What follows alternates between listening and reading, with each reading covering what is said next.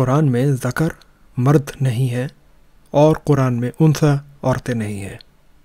السلام علیکم، میں ہوں الموزس اور آج ہم قرآن اور عورت سیریز کے پارٹ 3 میں اس ٹاپک کے اوپر گفتگو کریں گے۔ خدا کہتا ہے ما قدر اللہ حق قدر ان اللہ لقوی عزیز۔ ان لوگوں نے خدا کی وہ قدر نہ کی جیسے قدر کرنی چاہیے تھی، اور بے شک خدا طاقت والا اور قوی ہے۔ اس کا مطلب کیا ہے؟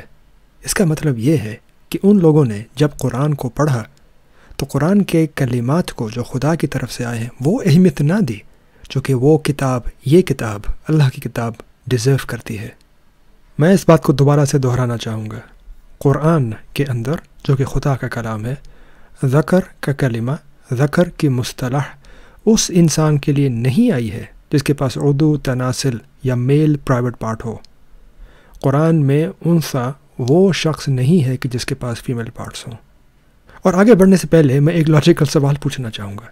ہر وہ شخص جو یہ سمجھتا ہے اور کہتا ہے کہ قرآن کے اندر ذکر مرد ہیں اور انثیٰ عورتیں ہیں، تو کیا آپ یہ کہنا چاہ رہے ہیں کہ خدا ان سب اور لوگوں کو بھول گیا جو نہ ہی اپنے آپ کو مرد کہتے ہیں، نہ ہی عورت کہتے ہیں، نہ ہی ان کے پاس مرد پرائیویٹ پارٹس ہیں، نہ ہی ان کے پاس عورت پرائیویٹ پارٹس ہیں؟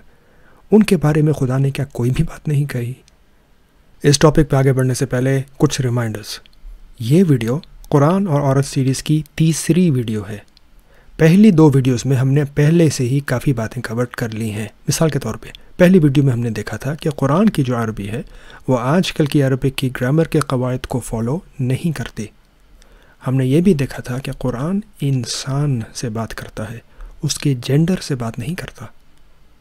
دوسری ویڈیو میں ہم نے یہ دیکھا تھا کہ قرآن میں رجال کا کلمہ مردوں کے لیے نہیں ہے اور نساء کا کلمہ یا مصطلح عورتوں کے لیے نہیں ہے۔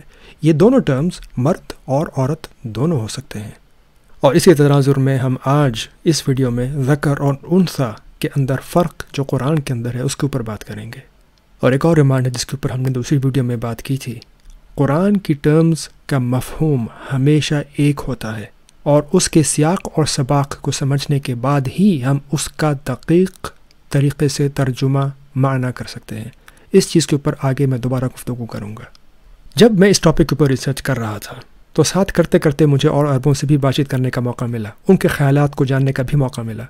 ایک عرب جب قرآن کے اوپر تدبر کرتا ہے اور اس بات کو ریئلائز کرتا ہے کہ اس کی بولے جانے والی عربی قرآن کی عربک سے میچ نہیں ہوتی، تو وہ کیا کہتا ہے؟ اذا كنا نحن العرب لا نفهم القرآن فكيف للأجانب ان يفهموه۔ اگر ہم عرب بھی قرآن کو نہیں سمجھ پاتے، نہیں سمجھ سکتے، تو اجنبیوں کے لیے، یعنی کہ ہم جیسے لوگ اردو ہندی بولنے سمجھنے والے، وہ اجنبی کیسے اس قرآن کو سمجھیں گے؟ یہ عرب کہتے ہیں، اور یہ 1 یا 2 عرب نہیں کہتے ہیں۔ جو کوئی بھی قرآن کے اوپر تدبر کرتا ہے، تفکر کرتا ہے، وہ اس چیز کو ریئلائز کرتا ہے کہ اس قرآن کے اندر جو لینگویج ہے وہ لینگویج وہ نہیں ہے کہ جس کو ہم عام طور پہ آج عربک سمجھ کے بولے چلے جاتے ہیں۔ قرآن عربک لینگویج میں ہے لیکن لسان میں نہیں۔ قرآن کو سمجھنے کے لیے ہمیں قرآن کے اسلوب کو سمجھنا پڑتا ہے، اور اس چیز کو سمجھنے کے لیے اس سے کوئی فرق نہیں پڑتا کہ آپ عرب ہیں، آپ ہندی ہیں، آپ پاکستانی ہیں، آپ دنیا کے کسی بھی کونے سے ہو سکتے ہیں۔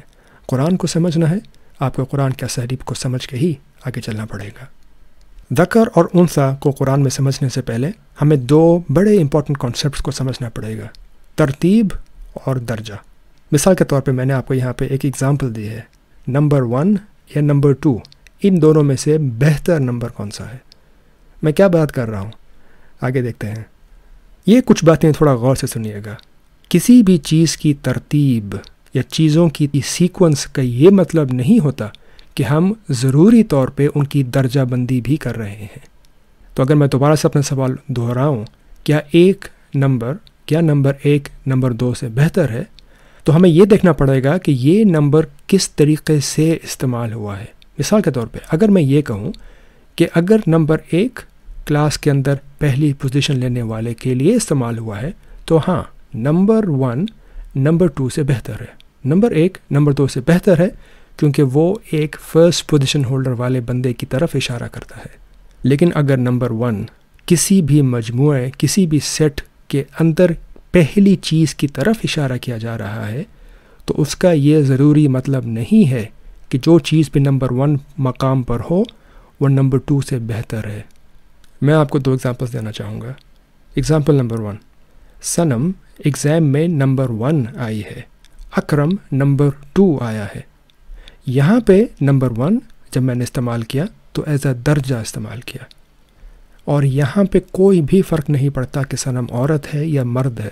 نمبر 1 جب اس کو میں نے کہا تو اس کو میں نے اس کے درجے کی بنیاد پہ نمبر 2 سے فوقیت دی۔ ایگزامپل نمبر 2، گھر میں مادھوری نمبر 1 اولاد ہے اور اس کے بعد نمبر 2 پہ کرن ہے۔ یہاں پہ نمبر 1 جب میں نے استعمال کیا تو ترتیب کے لحاظ سے استعمال کیا، ایک سیکونس کے لحاظ سے استعمال کیا۔ جب میں نے یہ کہا کہ مادھوری کا نمبر 1 گھر میں اولاد میں ہے تو اس کا یہ مطلب ضروری طور پہ نہیں ہے کہ مادھوری کرن سے اچھی ہے، مادھوری کرن سے بہتر ہے کیونکہ وہ نمبر 1 اولاد ہے۔ یہ بات ہوپ فلی آپ کو سمجھ میں آ رہی ہوگی۔ تو ہمیں کیسے معلوم ہوگا کہ ہم اگر کہیں بھی کسی بھی جگہ پہ ان چیزوں پہ غور کر رہے ہیں تو یہاں پہ ترتیب استعمال کی جا رہی ہے یا کہ درجہ؟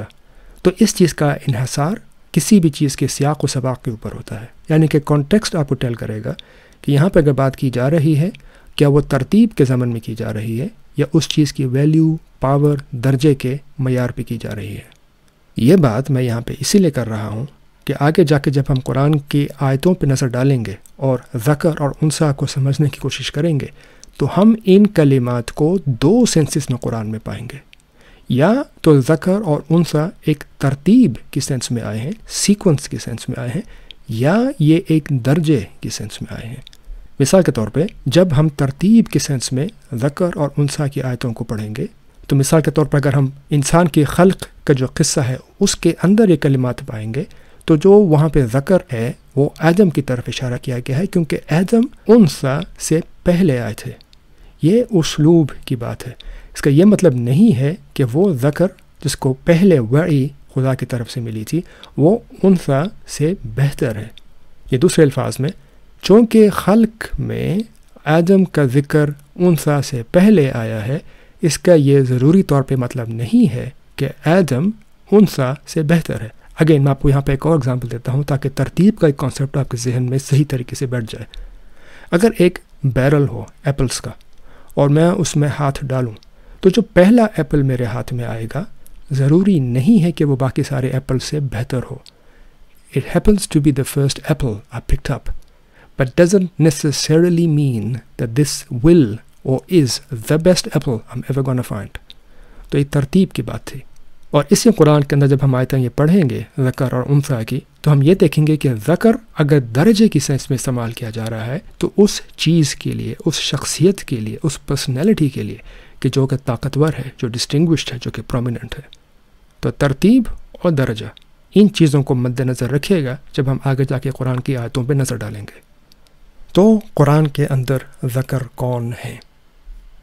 اس کا آنسر میں آپ کو یہیں سے ابھی اسی وقت دے دیتا ہوں، عورتیں اور مرد۔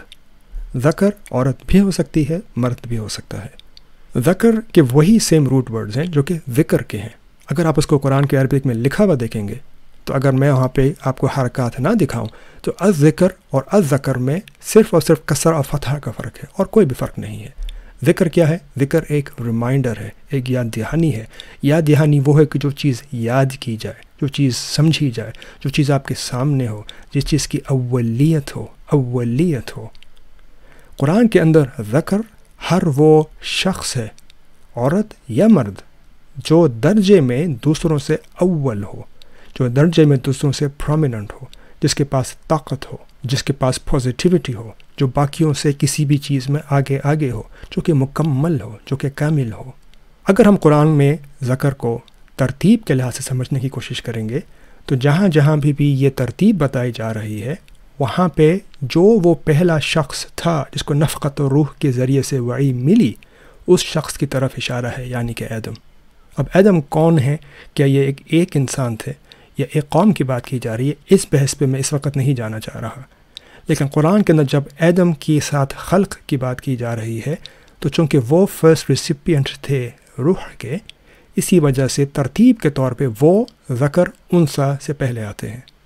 لیکن یہ چیز ہمیں یاد رکھنی چاہیے، اور آگے ہم آیتوں میں دیکھیں گے اور اس سیریز میں چیز پہ ہم بار بار غور کریں گے اگر آدم عورت بھی ہوتے اور مرد نہ ہوتے تو بھی وہ قرآن کے اندر ایز اے ذکر تصور کیے جاتے، کیونکہ ان کو ترتیب میں اولیت ملی۔ تو اس پورے ٹرم ذکر کا جو اگر مفہوم ہم کریں گے وہ یہ کہ کسی بھی چیز کو اولیت ملنا، اولیت یا تو ترتیب کی بنیاد پہ ملنا یا اولیت درجے کی بنیاد پہ ملنا۔ انثیٰ قرآن میں کون ہے؟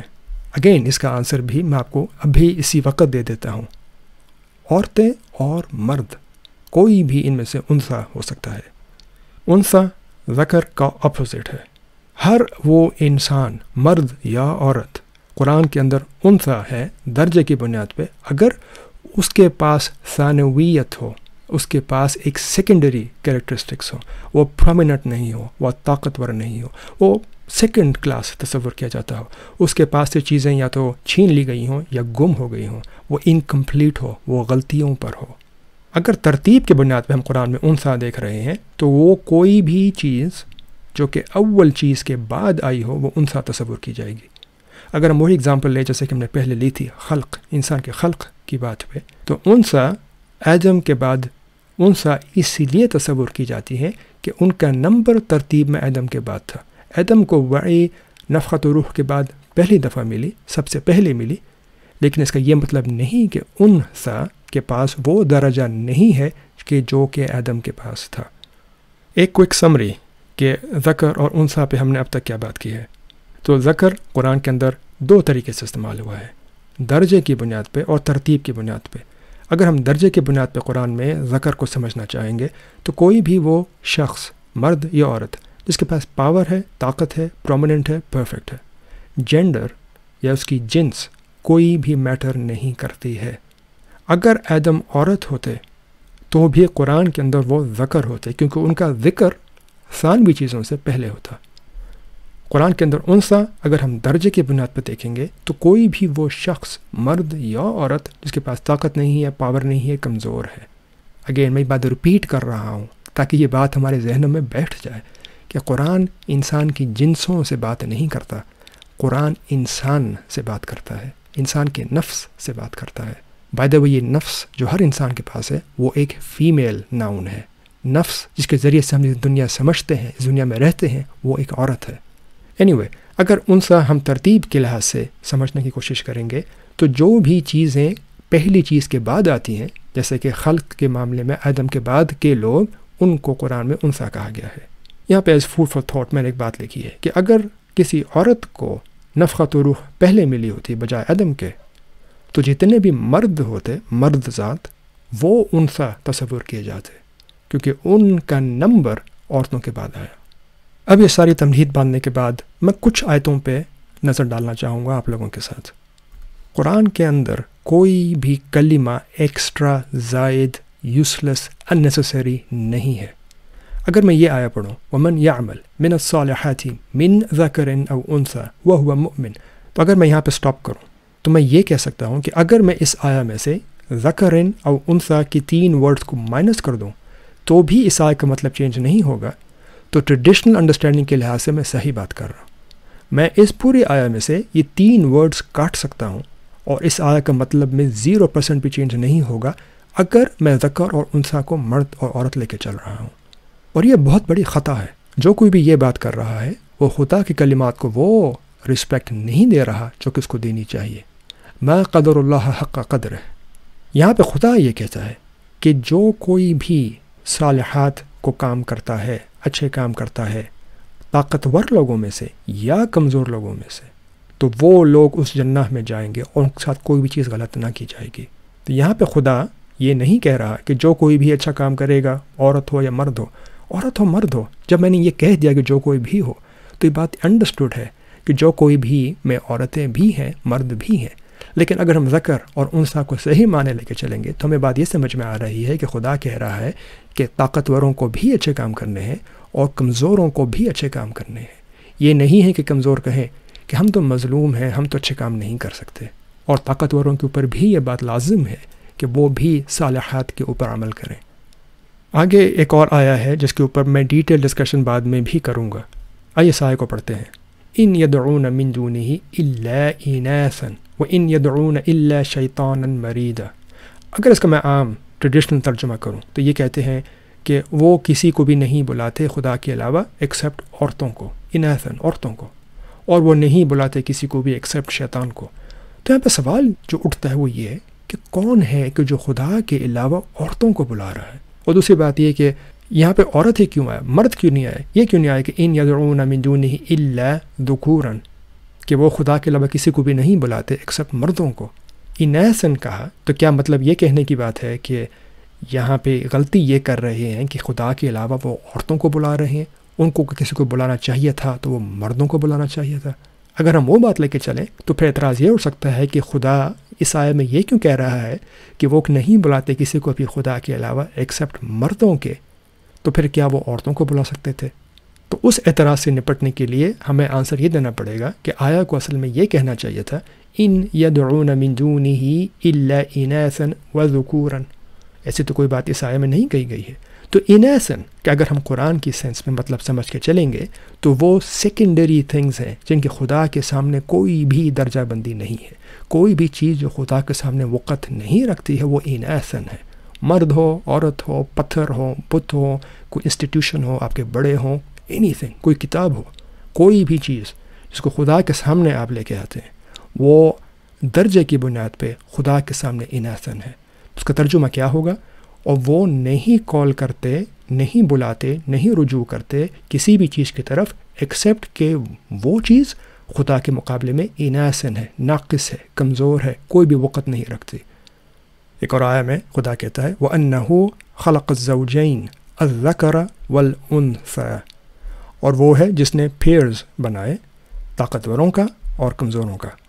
آج کی آخری آیہ جس پہ ہم بات کریں گے اس کے اندر بھی ہم یہی چیز دیکھیں گے کہ خدا قرآن کے اندر انسان کے جسم سے بات نہیں کرتا، اس کی عقل سے بات کرتا ہے، اس کے شعور سے بات کرتا ہے۔ خدا کہتا ہے یا ایھا الناس، اے لوگو، مرد اور عورت دونوں، انا خلقناکم، ہم نے تمہیں پیدا کیا، من ذکر و انثی، ہم نے تمہیں پیدا کیا طاقتور قوتوں کے ساتھ، طاقتور انکلینیشنز کے ساتھ، اور انثیٰ کے ساتھ، اور ان تمام برائی کمزوریوں کے ساتھ جو کہ تمہارے جسم کے اندر تمہارے ساتھ نمبر آزما ہوتی رہیں گی۔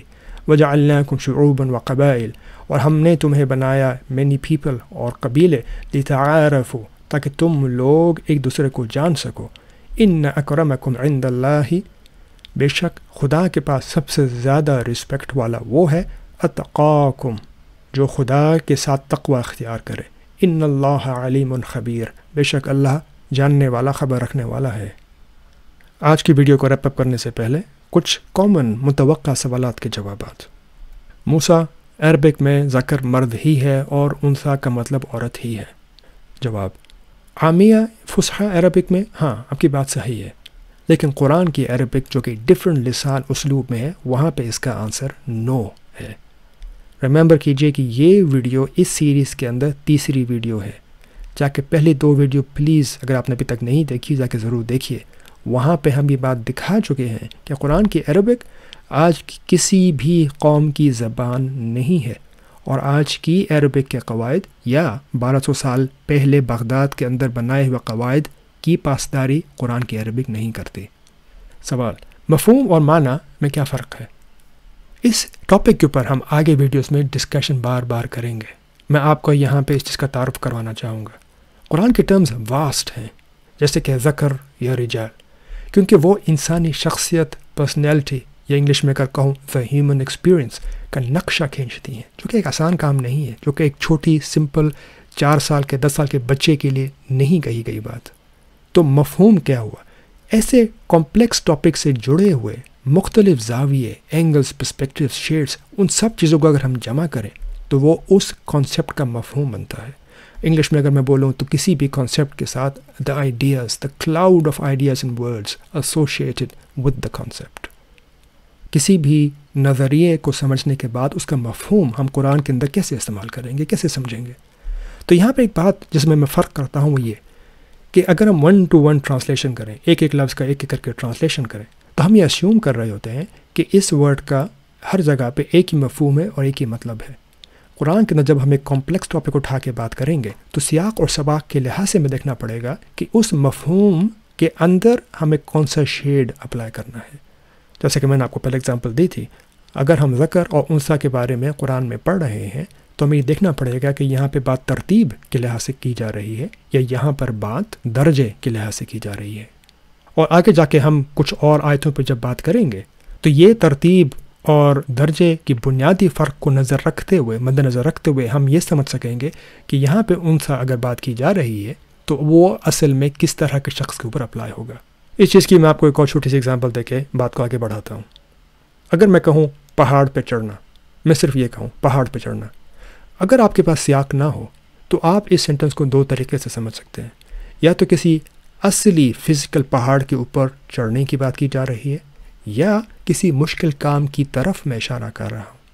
اگر آپ کو پورے سینٹنس کے ساتھ کانٹیکسٹ یعنی کہ سیاق و سباق ملے گا تب آپ فیصلہ کر سکتے ہیں کہ اس مفہوم وہی ہے، مفہوم کبھی چینج نہیں ہوا کہ کسی بھی مشکل چیز کو کرنا، اس مفہوم کے اندر اب آپ اس کا یا تو فزیکل مطلب اپلائی کریں گے یا آپ اس کا معنوی یا میٹافوریکل مطلب اپلائی کریں گے. تو یہ چیز کو سمجھنے کے لیے آپ کو پہلی بات مفہوم سمجھنا پڑے گا اور دوسری بات ان چیزوں کا سیاق و سباق دیکھنا پڑے گا. سوال، ذکر اور انثیٰ کے اوپر تو بہت ساری آیتیں ہیں، یہ بھی آیا ہے وہ بھی آیا ہے، آپ نے تم میں سے کسی بھی آیا پہ ابھی تک بات نہیں کہی. جواب، اس سیریز یعنی کہ قرآن و عورت میں نے وہ سارے ٹاپکس پہلی ویڈیو میں ہائی لائٹ کیے تھے جن کے اوپر میں انشاءاللہ بات ضرور کروں گا. رجال، نساء، ذکر، انثیٰ، طلاق، حلالہ، نکاح، وراثت، ما ملکت ایمانکم یعنی کہ لونڈیا وغیرہ، ان سب ٹاپکس کے اوپر میں بات کروں گا. ایک ایک چیز کے اوپر ہم ڈسکشن کریں گے اور آہستہ آہستہ ایک ایک آیا کر کے ایک ویڈیو کے ذریعے میں امید کرتا ہوں کہ جو کوئی بھی قرآن پہ تدبر اور تفکر کر کے قرآن کے ورڈز کو سمجھنا چاہے گا وہ یہ چیزیں سمجھ لے گا کہ جو کوئی بھی ظلم ہم اپنی عورتوں پہ 1200 سالوں سے کرتے ہوئے آئے ہیں ان الزاموں سے خدا بری ہے، خدا کا رسول نبی محمد بری ہے. یہ ہم نے ظلم کیے ہیں اور آہستہ آہستہ ہم ان چیزوں سے اپنے آپ کو آزاد کروا لیں گے. سوال، لیکن موسیٰ تاریخ کچھ اور کہتی ہے، علماء کچھ کہتے ہیں، اجماع تو ہمارا کوئی اور ہی کہانی سناتا ہے.